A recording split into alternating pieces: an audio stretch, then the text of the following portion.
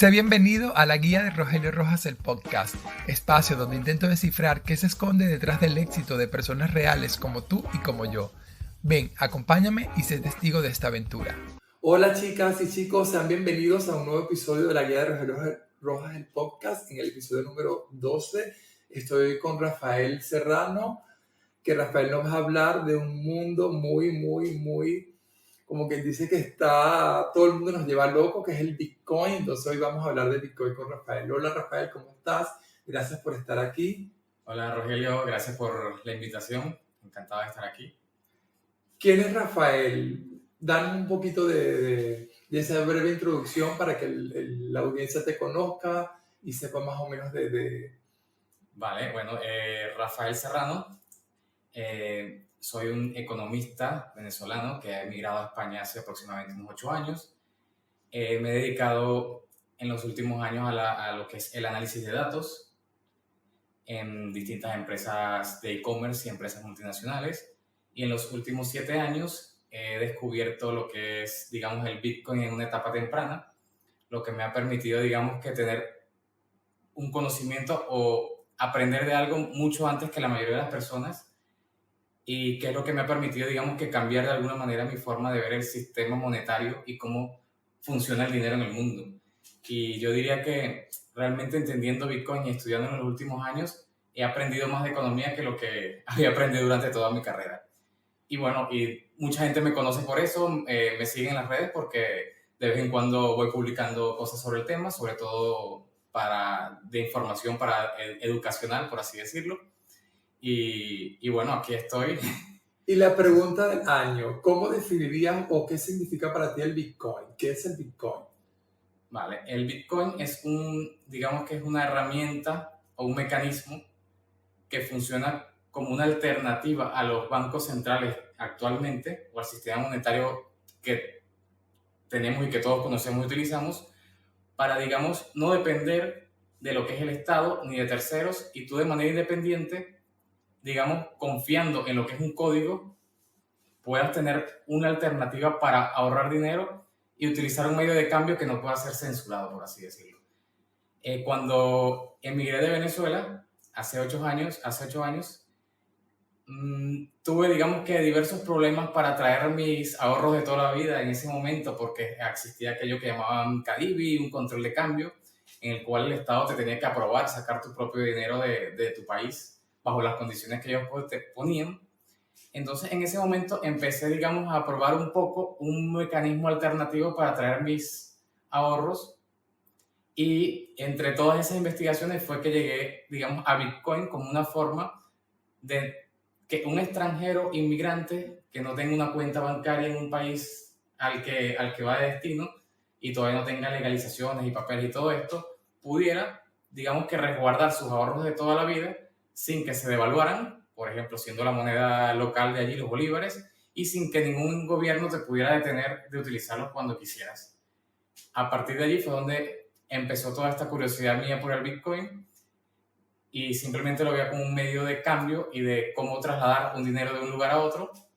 Y luego, estando un día, recuerdo, en el trabajo, en ese momento, en la hora de la comida, escuché una conversación un día que fui a comer muy tarde y me quedé prácticamente solo. Había otro grupo de informáticos y programadores allí hablando de diversas, digamos, criptomonedas, de Ethereum y de cosas, digamos, un poco que me llamaron la atención, que se veían muy complicadas y muy tecnológicas. Y a partir de allí fue, digamos, cuando volví a investigar otra vez todo lo que era sobre las criptomonedas de Bitcoin, y donde realmente terminé de hacer luego, con el tiempo, un clic y entender cómo podía ser útil no solamente para trasladar dinero de un lugar a otro o con un bote salvavidas para un inmigrante, sino como para cualquier persona en cualquier país para resguardarse las políticas monetarias de sus gobiernos. ¿Y el Bitcoin es una criptomoneda como tal o es algo que va separado?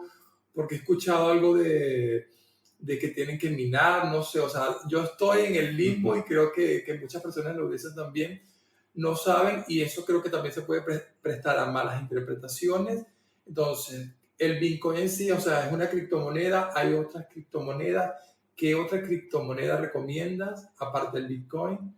Sí, Sí, sé que son muchas preguntas, pero es que bien. creo Bueno, que amerita saberlas. son buenas preguntas y es sobre todo una pregunta que la gente tarda muchísimo en resolver y entender por qué Bitcoin, digamos, a pesar de que usa la encriptación y es una criptomoneda, también es una clase totalmente aparte de ese mercado que la gente llama el mercado de las criptomonedas. ¿Por qué? Porque Bitcoin viene a resolver este problema de confianza y a servir como dinero, como un bote de salvavidas, como una alternativa a usar el sistema monetario actual, algo así como un oro 2.0, y el resto de las criptomonedas yo lo definiría como unas startups o, digamos, acciones de esas pequeñas empresas que recaudan dinero a través de estas criptomonedas para crear proyectos. Hay allí una gran diferencia. Bitcoin no tiene un CEO, un director, ni una cara conocida, porque quien lo haya creado desapareció en el 2010 y no hay, digamos, un lugar a donde ir o a quien los gobiernos puedan de alguna manera atacar para detener el funcionamiento de Bitcoin. Son nodos y que la minería, entre la minería y los nodos, mantienen totalmente descentralizado y que no depende de un solo servidor de un punto central.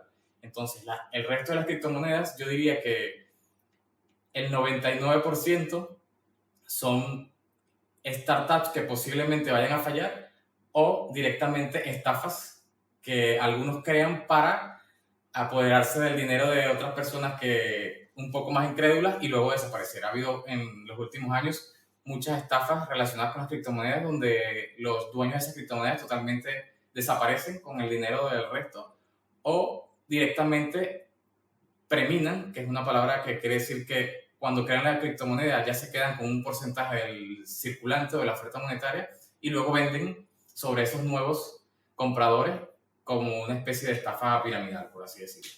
Entonces, ¿es seguro para ti o recomendarías entrar al mundo de Bitcoin?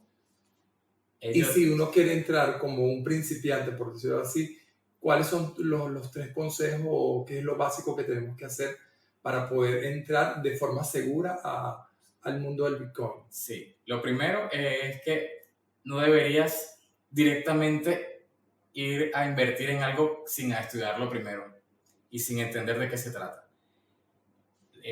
El Bitcoin no es sencillo, realmente es algo muy complejo. A mí me llevó probablemente, a pesar de que lo había utilizado hace 7, 8 años, me llevó luego 2 o 3 años más entenderlo, realmente cómo funcionaba. Y estudiándolo todos los días, llegó un punto en que me leía todos los blogs, todos los libros, todo lo que saliera sobre esto. Y hasta que por fin pude, digamos, de alguna manera entender por qué el Bitcoin es distinto al resto de las criptomonedas y por qué probablemente sea el único que sobreviva en un par de décadas o más.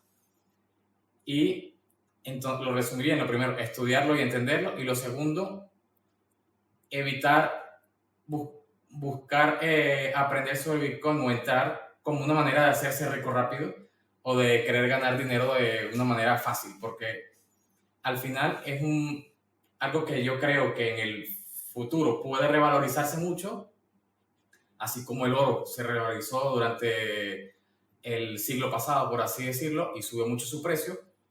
Puede que esto pase con el Bitcoin, pero nadie sabe cuándo va a pasar exactamente, ni te lo puede asegurar. Entonces, tiene muy buenas posibilidades y mucho potencial, pero esto puede tardar 1 año, 5 años, 10 años o en 20 años en pasar lo que muchos estimamos que ocurrirá con el Bitcoin.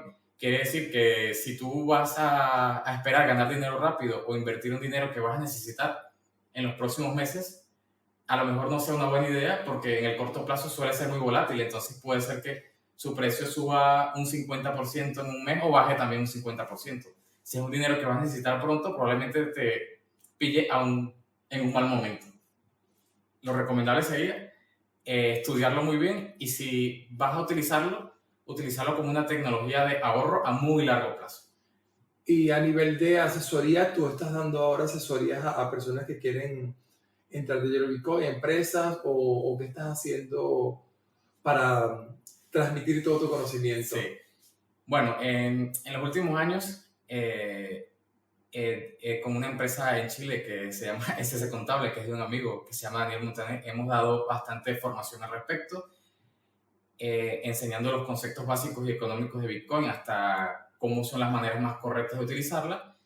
Y por mi cuenta, digamos que he estado haciendo algunas asesorías en pequeñas empresas en Latinoamérica y también en personas en España, por ejemplo, que se han trasladado a otros países y, por ejemplo, se están emigrando y tienen propiedades que están queriendo volver a un activo mucho más líquido que puedan traspasar a otro país y volver a empezar de cero. Entonces también digamos que he estado enseñando cómo usar de manera correcta y segura los bitcoins y cómo almacenarlos de manera que sean, digamos, estén totalmente seguros de posibles robos o de gobiernos que quieran meter mano en tu capital. Porque hablando de eso, el Bitcoin, que es una moneda virtual, por decirlo así, pero tú la guardas como con una contraseña o es un cifrado o no sé, por eso, ese aspecto es, tú entras como un correo electrónico y ahí ya, entro mi clave y ahí está mi Bitcoin o no es así. Sí, la manera en que la gente lo ha utilizado en su mayoría hasta ahora, y yo diría que es porque es una etapa muy temprana donde hay digamos, una penetración de mercado del Bitcoin todavía muy baja, la mayoría de la gente lo que hace es que se crea cuentas en exchange y digamos que allí envían su dinero dólares, euros o su dinero fiat y lo convierten a bitcoins que estos exchanges custodian por ellos. Digamos que para mí esto no es la manera más correcta de utilizarlo porque al final estos exchanges están haciendo las veces de un banco, con la diferencia de que un banco de los que utilizamos desde... Podemos ir a reclamar. Exacto, podemos ir a reclamar y aquí no tienes a quién reclamarle y posiblemente si un banco quiebra, como ha pasado antes, hay estados que hay detrás que con dinero de los demás o de los contribuyentes tienden a rescatar a estos bancos, pero un exchange de estos probablemente no vaya a ser rescatado. ¿Cuál es la manera correcta de almacenar tus bitcoins? Es tener tú las llaves privadas y no depender de un custodio. Tener estas llaves privadas lo que quiere decir es como un ejemplo. Si tú tienes un lingote de oro y lo dejas en la bóveda de un banco, tú estás dependiendo de que ese banco en realidad te esté cuidando ese oro y probablemente te haya dado un papel donde dice que tienes un lingote de oro. Y puede ser que ese banco incluso dé muchos papeles de estos a mucha gente y esté vendiendo o custodiando a sus clientes 100 lingotes de oro cuando en realidad tenga 10. Nada te garantiza que ese banco alguien no lo vaya a robar o que ese banco no vaya a perder tu dinero, tu lingote de oro. Incluso ya en Estados Unidos pasó en 1933 que el gobierno decomisó el oro que la gente tenía custodiada en bancos. Es decir, tú no sabes quién va a ser el gobierno siguiente que va a haber en tu país y qué intenciones tengan y qué tan confiscatorias sean sus políticas. De manera que tú puedes decidir dejar tus lingotes en un banco o en alguien que te los guarde, o puedes tenerlo tú mismo en tu propia casa, bajo la cama, enterrado en el patio o donde sea. Solo cuando tú tienes tu propio oro encima, tú puedes decir que en realidad lo tienes, ya que nadie te asegura que el banco lo tenga en ese momento guardado en su bóveda. El capítulo final de La Casa de Papel, que es una serie española, al final demuestra esto como un ejemplo cuando, estoy haciendo un spoiler probablemente que a mucha gente, pero sí, cuando al final los ladrones se quedan con el oro de verdad y dejan un oro falso en las bóvedas del Banco Central de España, el mundo sigue creyendo que ese oro está allí cuando en realidad había sido robado. Es decir, tu oro puede ser robado igual que si tú dejas los bitcoins en estos exchanges. Ahora, la manera de custodiar tus bitcoins es tú tener tu propia billetera, que sería, que yo lo llamaría mejor un llavero, porque realmente tú nunca tienes los bitcoins en tu billetera o en el hardware que decidas guardarlo, sino que ahí tienes las llaves para acceder a algo que está en el ciberespacio y tú simplemente, como esos candados que usas en los gimnasios que llevan un código, sí, cuando tú los desbloqueas es que accedes a esos fondos y los puedes utilizar. Entonces, ¿qué ventaja tiene Bitcoin con el oro que tú guardas en tu casa? Que es la única forma de que el oro sea tuyo si lo tienes tú mismo. Que los Bitcoin no es un bien físico que alguien se pueda conseguir y te pueda robar. o que sea al portador como el oro, que cualquier persona pueda tomar tu oro y utilizarlo. Los bitcoins, si tú guardas tus propias claves privadas y usas diversos mecanismos como una passphrase, aunque alguien consiga tus llaves públicas y privadas de tus bitcoins, si tú te memorizas una passphrase, por ejemplo, nadie podría utilizarlos. Y los hardware que se utilizan como llaveros suelen venir encriptados. ¿Qué quiere decir? Que es mucho más fácil robarte un oro en tu casa que tus bitcoins. Es mucho más seguro y hay diversas técnicas, digamos, de seguridad de cómo almacenarlo realmente. Muchas veces en Instagram voy publicando algunas historias y enseñando un poco de esto. Creo que este tema del Bitcoin es súper mega complicado. Sí. Y creo que sería bueno verte haciendo, aparte del trabajo que llevas haciendo con la empresa en Chile, hacer algo, un curso, algo como más dinámico para poderlo entender. Sí. Y ahora para irnos un poco a la parte personal, porque ya el Bitcoin nos va a volver loco a todo el mundo. Sí. Ya saben que si quieren aprender a invertir en Bitcoin, pueden contactar a Rafael en sus redes sociales, que la voy a dejar en la descripción. Si están en YouTube y en Spotify, dejaré todo allí, los enlaces, para que le puedan hacer cualquier pregunta y él les pueda decir dónde lo pueden conseguir el curso o lo que está impartiendo. Y ahora un poco ya en tu vida, ¿el éxito qué significa para ti, Rafael? Bueno, yo considero que el éxito es relativo y cada quien define su propio criterio para evaluar su éxito. Pero, por ejemplo, para mí, el éxito es tú tener llenas las expectativas que tengas de la vida y que las cosas que quieras, digamos, y que valores, o mejor dicho, que las cosas que tengas las valoras y las quieras de manera de que estés lo más satisfecho posible, a pesar de que siempre tengas más ambiciones. Soy una persona que considera, me parece bien las personas que tienen ambiciones y siempre buscan cambiar y mejorar, sin que esto signifique que estén inconformes con su vida, sino que cada vez que consigues un nuevo paso, una nueva meta, es otra alegría y otra forma de tener, digamos, una felicidad temporal. La felicidad iría, digamos, en el camino y mientras vas viviendo todas esas experiencias que te hacen llevar a lo mejor un objetivo de vida que tengas. ¿Y hoy en día tú te consideras exitoso?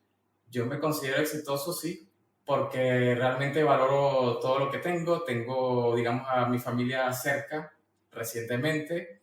Estoy con la persona adecuada, es decir, con mi mujer considero que es la persona que me ha acompañado en todo este camino y con la que puedo, digamos, seguir adelante con toda la confianza, sabiendo que siempre tendré su apoyo y ella el mío. Entonces, y además en lo que es en la parte no solo personal, sino profesional, digamos que todas las metas que me he ido proponiendo de mediano plazo en los últimos años, las hemos venido consiguiendo, de manera que a pesar de que unas personas pueden considerar que el éxito es tener muchos millones o tener muchas cosas, yo considero que el éxito es tener salud, valorar lo que tienes y tener a las personas que quieres cerca y saludables también. Y a nivel de eso, cuando te propones algo, ¿cómo haces para, o internamente, cómo haces para cumplir ese propósito? O sea, ¿te pones metas cortas, metas largas, o tienes un truquito? Mira, yo todas las mañanas me levanto y escribo una carta a mí mismo. O sea, ¿cómo haces para ese proceso interno mental para poder cumplir o poder llegar a ese objetivo? Sí, creo que una cosa muy importante es tener metas de muy largo plazo primero, pero también saberlas dividir y desglosarlas en pequeñas partes. Por ejemplo, para personas emigrantes como nosotros, muchas veces las metas vienen siendo cosas tan básicas que para otras personas vienen dadas, que nos pueden dar alegrías o sentir que avanzamos pasos en el camino, como por ejemplo la primera vez que llegas a un país y obtienes tu legalización y tus papeles por primera vez, cuando consigues tu primer trabajo en ese país, y luego cada ciertos años si vas cambiando de trabajo, digamos, y siempre buscando estar en una mejor posición, traer a tu familia y tenerla cerca, por ejemplo. Creo que todas estas son metas que me he ido poniendo siempre en el plazo de 2 años, 3 años, y una vez cumples una meta vas a la siguiente. y creo que es importante dividirlas en pequeñas partes e ir cumpliendo una por una. ¿Y cuál hasta ahora consideras que ha sido tu reto profesional o personal más importante? Eso que tú dices, yo quería lograrlo y cuando lo logré me fue difícil, pero mira, me sentí una alegría. Bueno, la verdad ha habido varios. Creo que un reto muy importante que tuvimos Elizabeth y yo cuando recién llegamos, que emigramos por primera vez, fue el tema de que este problema que teníamos, digamos que teníamos los ahorros de toda la vida y lo que habíamos guardado en los años de trabajo allí, y hubo este problema para traer este dinero de Venezuela. En ese momento se devaluó todo muy rápidamente y teníamos, digamos que, dinero para subsistir 2 meses cuando recién llegamos a Barcelona, y además estábamos estudiando un máster que teníamos que pagar con ese dinero que traíamos, y en ese momento esto se bloqueó y no se podía, cosas que pasaban y pasan en Venezuela todavía. Y recuerdo que cuando teníamos algo así como 3 semanas para decidir irnos o quedarnos, ya no teníamos dinero y teníamos un pasaje de vuelta con el que tendríamos que haber vuelto y buscar otra alternativa. Nos propusimos conseguir un trabajo en las condiciones que estábamos, con un visado de estudiante sin tener, digamos, la legalización, conseguir un trabajo que nos salvara antes de ese momento. Y recuerdo que en ese momento me tocó ir aplicamos a muchísimos trabajos por internet, y me llegó una llamada cuando faltaban algo así como menos de 3 semanas, y era una empresa de e-commerce muy diferente a las empresas en las que yo había trabajado, una empresa muy internacional, donde me llaman para ir a una entrevista de algo totalmente distinto a lo que yo venía haciendo, que venía trabajando en finanzas específicamente, y algo más relacionado con el análisis de datos, que es lo que estoy haciendo actualmente. Cuando llego allí a la entrevista, la persona que me iba a entrevistar era una persona que hablaba solo en inglés. Digamos que mi nivel de inglés era medio, apenas me defendí en ese momento, y fui allí a la entrevista con un guión que me había aprendido en inglés de mi biografía, tratando de que no me sacaran mucho de este papel. Y cuando esta persona termina la entrevista, me dice, ok, ya te llamaremos. Cuando me dice ya te llamaremos y yo estoy cerrando la puerta para irme, me di cuenta que era la última oportunidad que teníamos para conseguir algo que nos permitiera quedarnos en ese momento en España y no volver a Venezuela justamente después del tiempo que ya se cumplía, de los meses del pasaje, por así decirlo. Y cuando ya me voy a ir, me di la media vuelta y regresé y le dije, tengo algo que mostrarte para que veas mi trabajo y las cosas que yo he hecho profesionalmente.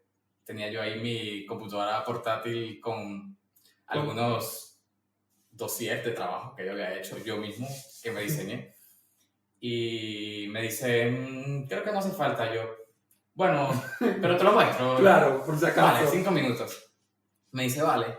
Y entonces en ese momento me tocó ponerme frente a las dos personas que me estaban entrevistando a mostrar mi presentación en inglés y explicárselas, y digamos que venderles porque yo era la persona que tenía que elegir para ese puesto.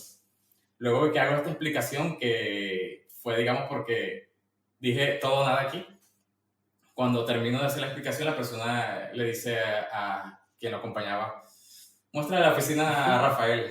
Y allí fue donde una semana después, cuando ya faltaban menos de 2 semanas para que tuviéramos ese pasaje de vuelta a Venezuela, me enviaron que me iban a contratar, y que fue el mecanismo que tuvimos para quedarnos finalmente en Barcelona. Y fue bastante difícil y fue bastante in extremis que lo logramos. Y hoy en día, en toda tu vida hasta ahora, si pudieras decir, o una película, o nombrar, mira, mi libro o mi vida, la llamaría tal, ¿cuál sería ese título para esa película o ese libro de tu vida hasta ahora? O si no lo puedes, o no lo tienes, ¿qué película que tú hayas visto consideras que se puede ser similar a lo que ha sido tu vida hasta ahora? O dices, no, mira, mi película se llamaría tal.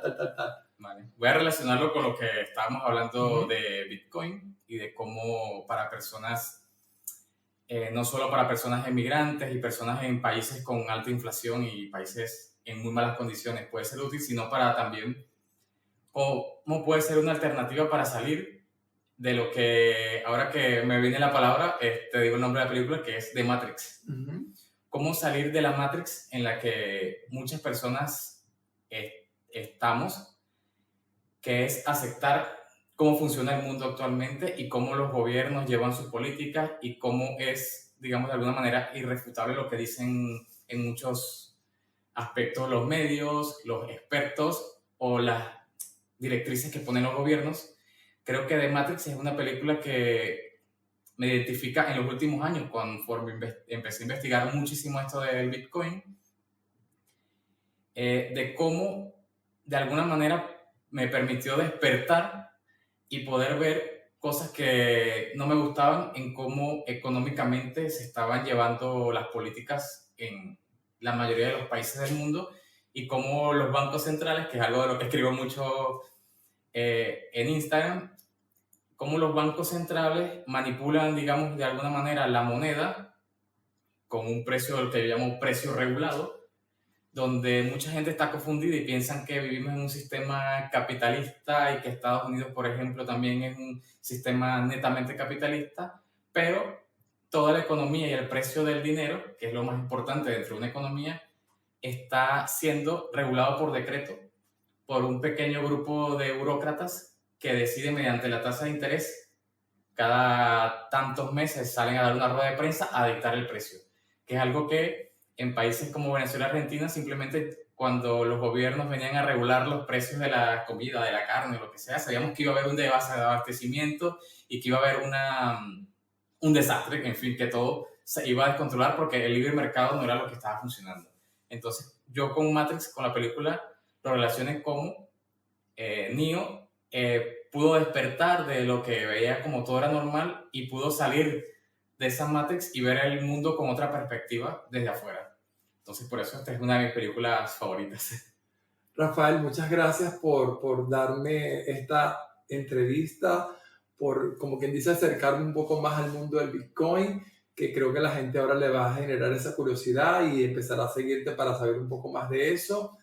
Gracias de verdad nuevamente, te cedo el micrófono para que le des tu mensaje final y también como hablas mucho de los migrantes, que también somos nosotros, que venimos, digamos, toda una vida allá en nuestros países y ahora estamos aquí construyéndola nuevamente, o sea, un mensaje final también a esas personas que quieren dar ese paso de emigrar a cualquier país o tienen esa necesidad de seguir sus sueños. Ayúdalos también a ellos con tus palabras a que salgan y cumplan sus sueños, sea cual sea. Sí, bueno, yo creo que lo primero, lo más importante es tener siempre una meta, sobre todo para estas personas. Y si tú te ves en una situación donde no estás de acuerdo con lo que hay en tu entorno, creo que muchas veces no pensártelo demasiado, a pesar de que sí tienes que estar preparado, tienes que, digamos que tomar decisiones y siempre aspirar más.